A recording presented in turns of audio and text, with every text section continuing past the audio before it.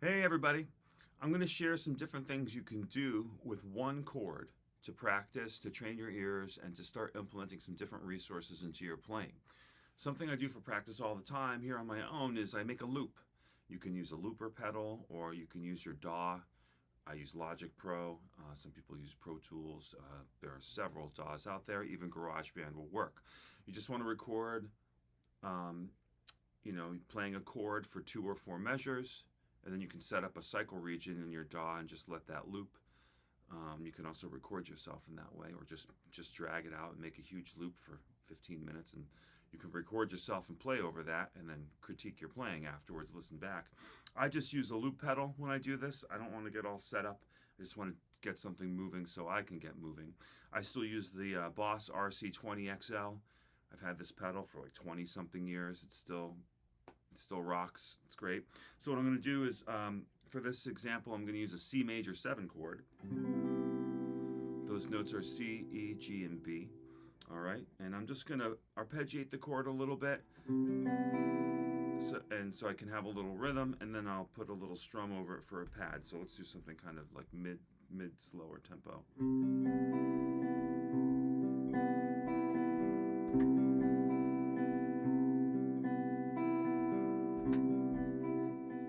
I got a loop going. I'm going to put a little pad on here.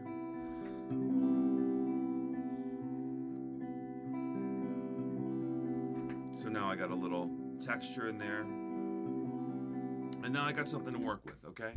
So, C major 7, that's the 1 chord in C. So, of course, the C major scale will work. C, D, E, F, G, A, B, C. Everyone knows that sound.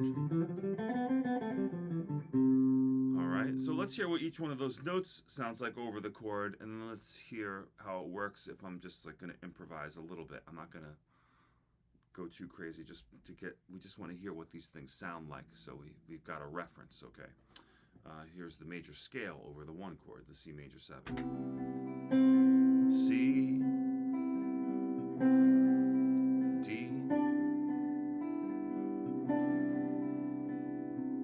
E, F. The F doesn't really work that well over this chord. Let's move on.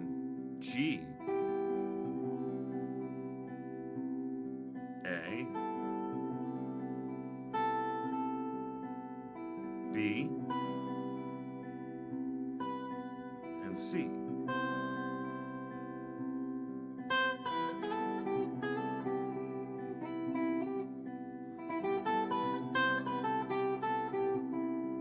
Kind of skipping over the F. You can use the F as a passing tone.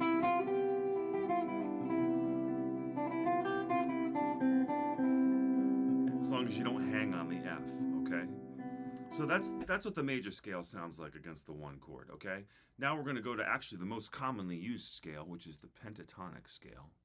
Almost everybody learns this scale first, sometimes even without learning the major scale.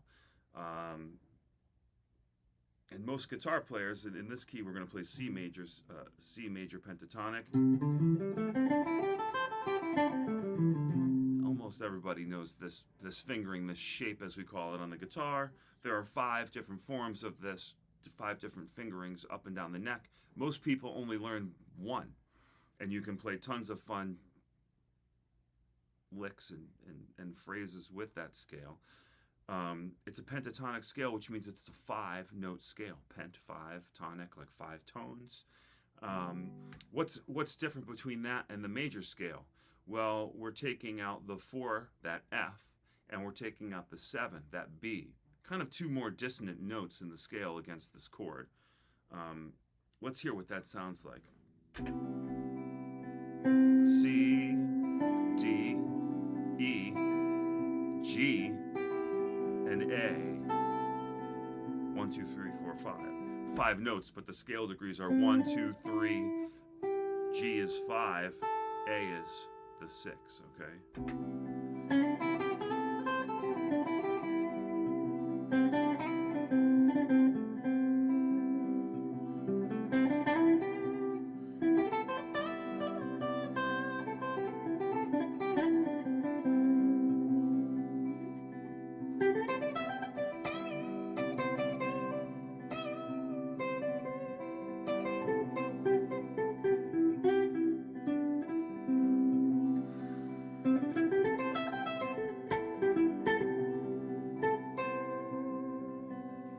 that works really well and probably sounds pretty familiar to you.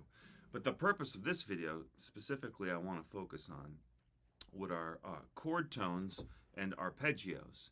What's an arpeggio? An arpeggio is like when I take a chord and I play just the notes of the chord. I can do it holding a chord and let them ring over each other.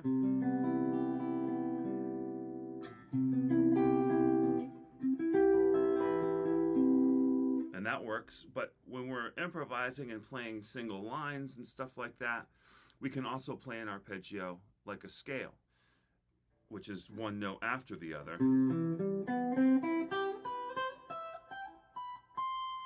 So I'm only playing the notes from C major 7. C, E, G, B.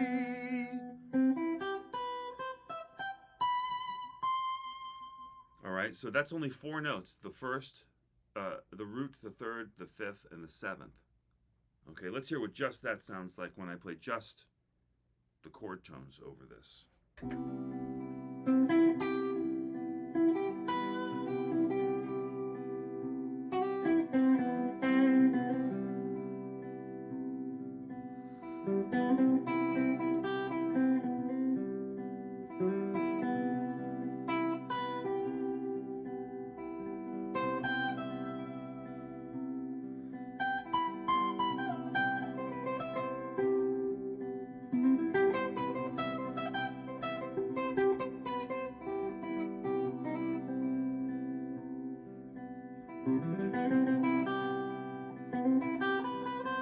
Whoops.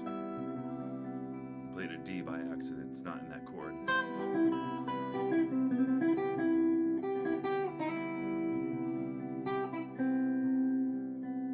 So if I mix that up with the pentatonic scale, which has an A instead of a B, I get this kind of variety. Here's pentatonic.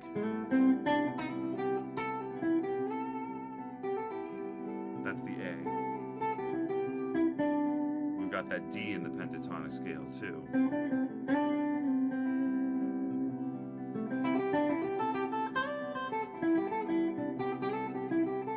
Go back to the C major 7 arpeggio.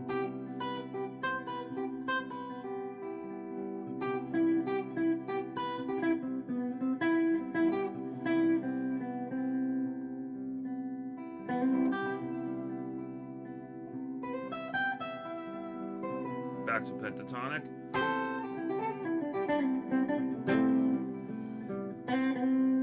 So that's kind of mixing those two things up, all right?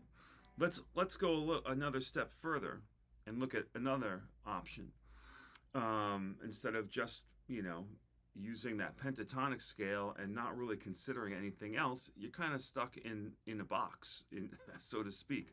We look at the diagrams on the guitar in boxes. But to be stuck in a box, you're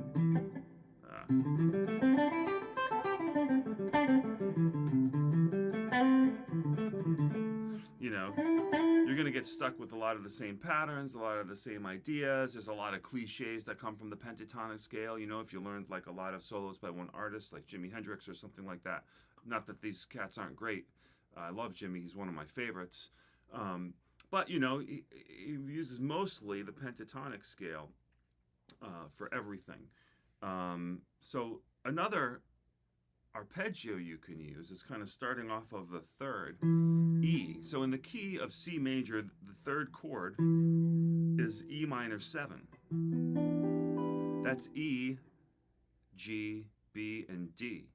So 3 of those notes are in the C major 7. E is the third, G is the 5th, B is the 7th. And then we add this D from the E minor 7. That's the second scale degree in the key of C. But when we put it against a chord, we don't call it 2. We call it 9.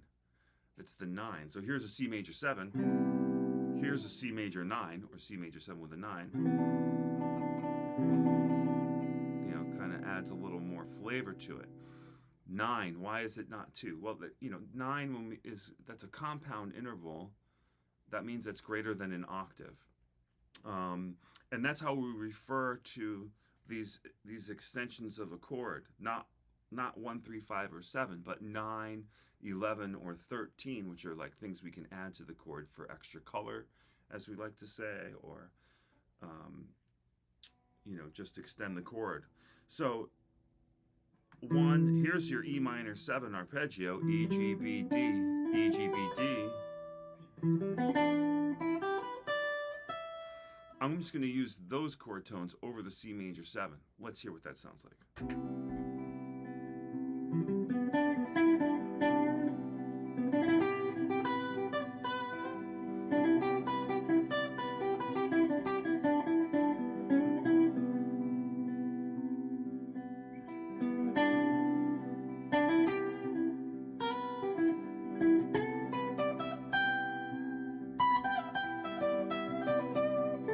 Whoops, I played an A.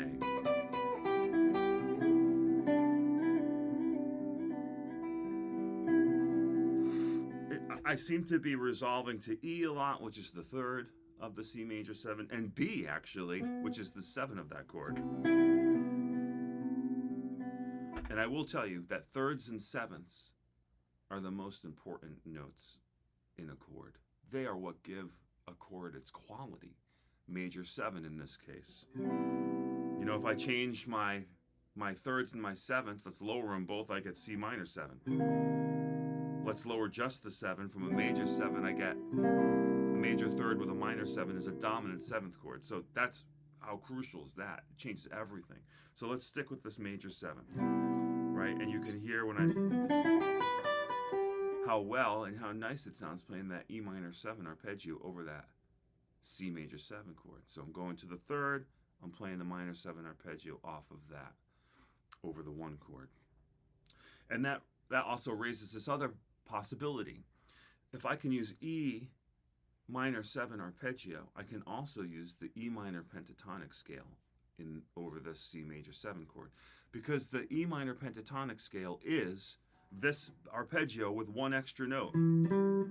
We add the A to the E minor pentatonic, to the E minor 7 chord. Whoops. And I get E minor pentatonic.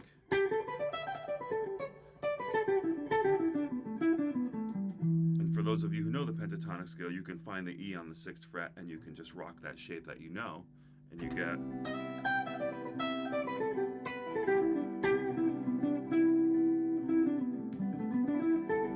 There's no C in this scale.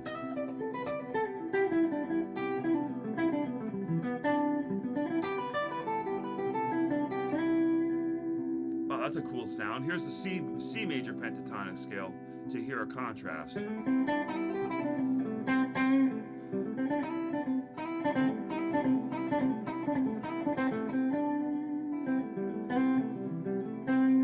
Back to the E minor pentatonic.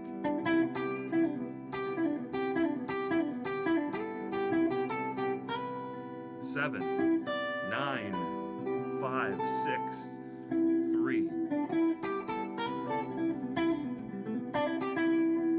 So, you know, the thing to do is get your chord going on a loop somehow and just experiment with these different things. And doing these, you're really going to, I think, expand your fretboard knowledge, where the notes are, your chord knowledge, what chords are, what notes, what are the chord tones in every chord. You know, you should do this in every key, not just in C. But, all right. So another thing we can do, I've got a few more possibilities that work over this C major 7 chord. The next thing is go off of the 6 of C. C, D, E, F, G, A. 1, 2, 3, 4, 5, 6. Okay, I can play an A minor 7 arpeggio.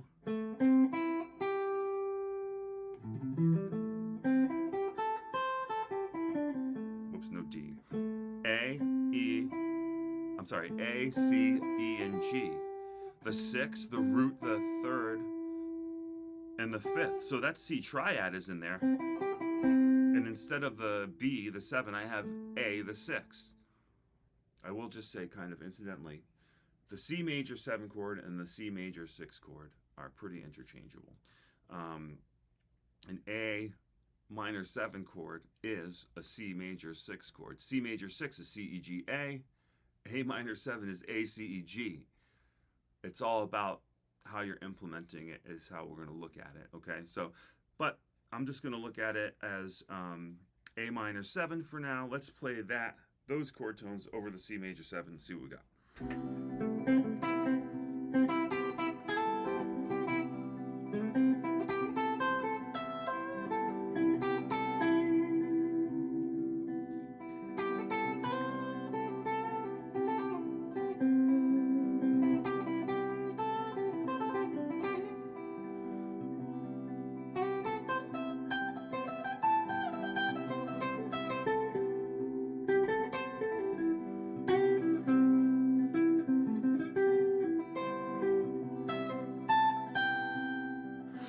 So that's a pretty cool sound too. It's very reminiscent of that major pentatonic because the A minor 7 chord is the same thing as the pentatonic scale. It's just missing D.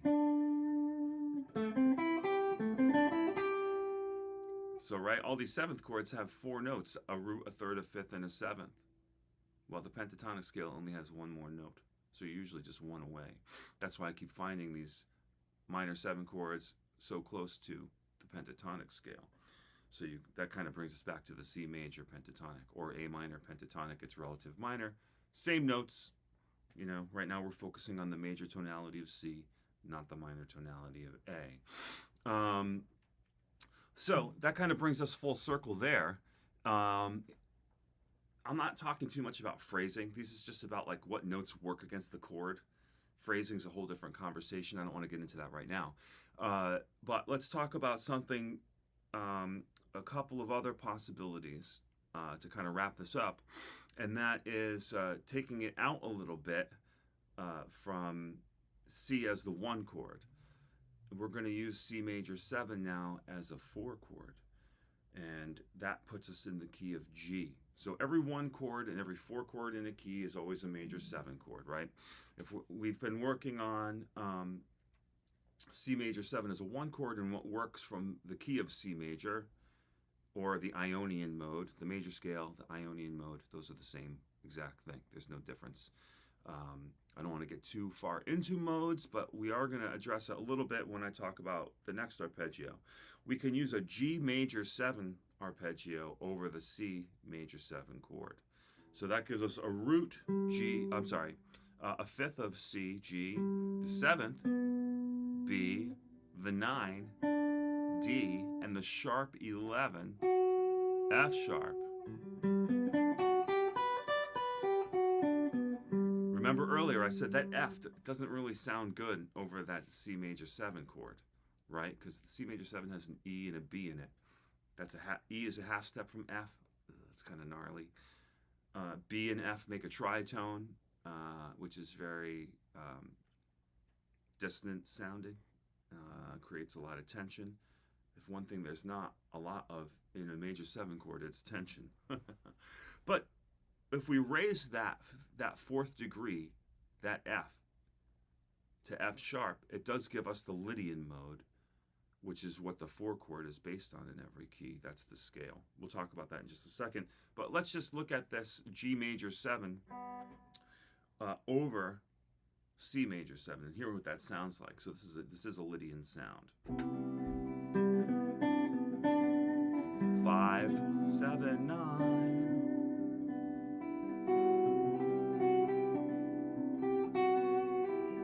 There's that sharp 11. Again, it's a compound interval. We don't say sharp 4 if we play a chord. Here's C major 7. Here's C major 7 with a sharp 11. That's a pretty cool sound, but I'm definitely going to want to incorporate the 7. The 9 is great, and that sharp 11.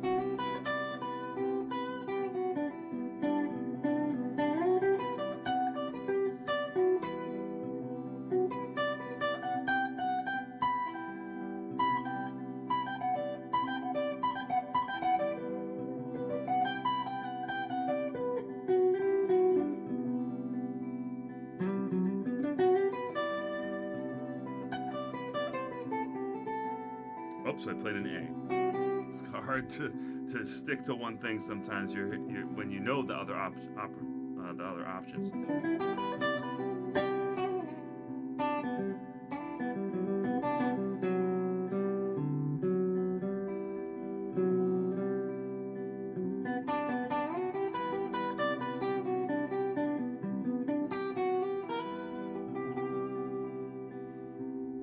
Okay, so there's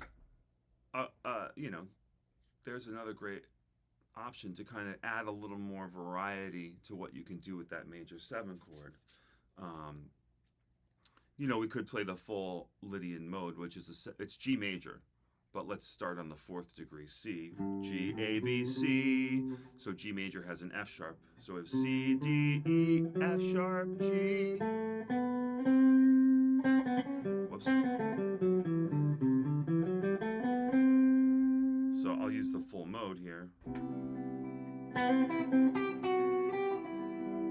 It's really nice to have that E to resolve to, which you don't have in the G major 7 chord. 5, sharp 11, 3, 9.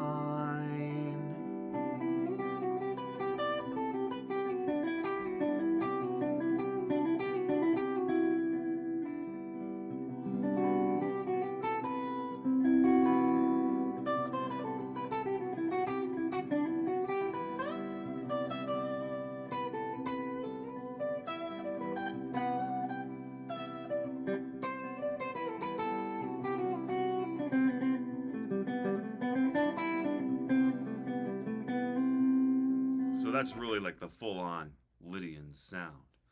Um, that's like a major scale with a sharp 4. Or as we look at it against a major, here's a C major 7. Here it is with, I'm going to now add that sharp 11.